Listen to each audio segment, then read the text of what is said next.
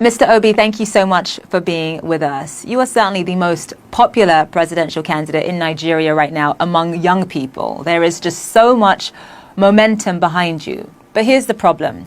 Nigerians are used to being disappointed by their leaders. And when you think about some of the problems that are facing the country right now, they're systemic. I'm talking about corruption. I'm talking about oil theft. I'm talking about insecurity. I'm talking about the fiscal hole that Nigeria is in right now.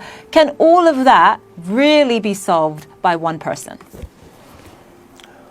Well, if you have a leader that is competent, have the capacity and commitment to start dealing with it, you're not going to solve it overnight. But there will be a clear, visible, measurable attempt to dealing with it. And they're things that are solvable.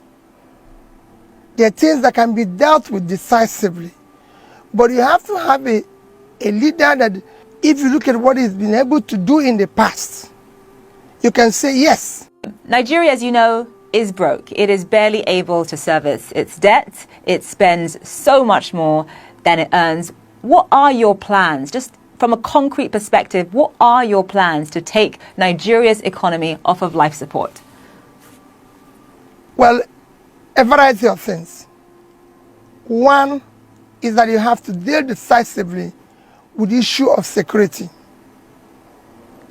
It's impacting negatively on your economy today. You have to deal with it head on, because you have to get your farmers to go back to farm and start ensuring that the vast land of the north are invested, are cultivated on. You have to start pulling people out of poverty as quickly as possible. You have to reduce aggressively cost of governance and deal with the issue of corruption. Anyone who knows anything about Nigeria knows that it has this embarrassing reputation of, despite the fact that it is Africa's largest oil producer, it imports refined fuel. What is your plan for transforming Nigeria's economy from a consumption economy to a production economy? Let me use the issue of oil, for example. There's no reason why our refineries cannot work.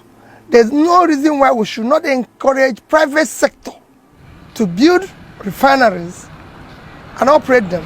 And they're not rocket science. It can be done as quickly as possible. You can use today the side to remove the fuel subsidy, use the resources to support critical areas of production, from critical infrastructure to education to supporting investment in refinery, which will be, like I said, done within a shortest possible time. A lot of Nigerian presidents have come in and talked about revitalizing the manufacturing sector, investing in refineries, but change, as you know, has been very, very slow. Why is it going to be different with you? And what would you say were the biggest hurdles in making sure that all of the things that you've just listed come to pass? Well, what people need to do is to go and look at what I promised as a state governor when I said I'm going to turn around education, health, pull people out of poverty, bring sanity and civility in governance in Anambra State, whether that happened or not. When I said we're going to save money, did we do that? I want to talk about one of the other sort of major issues that Nigeria is grappling with right now, and that is, of course, violence and insecurity.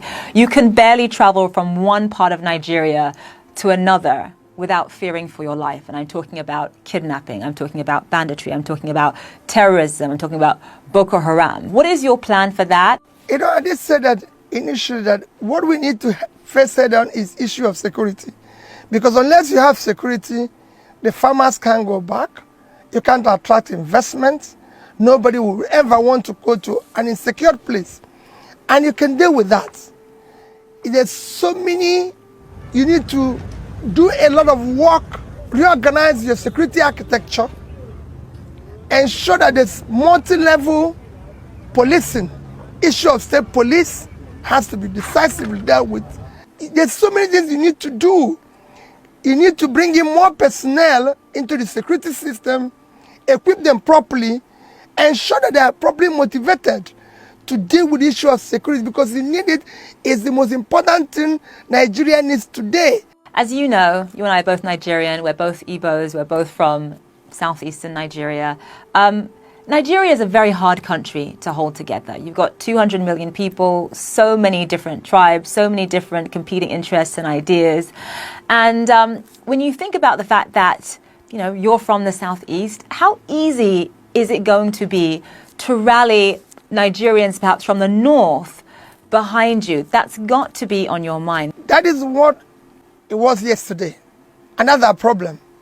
Because we have been able to elect people based on ethnicity, religion, my turn, connection, or one form of bias or the other, which brought us to where we are, or structure, which I always say structure of criminality. That is what we want to dismantle now and ensure that the next election is based on character, capacity, competence, commitment to do the right thing.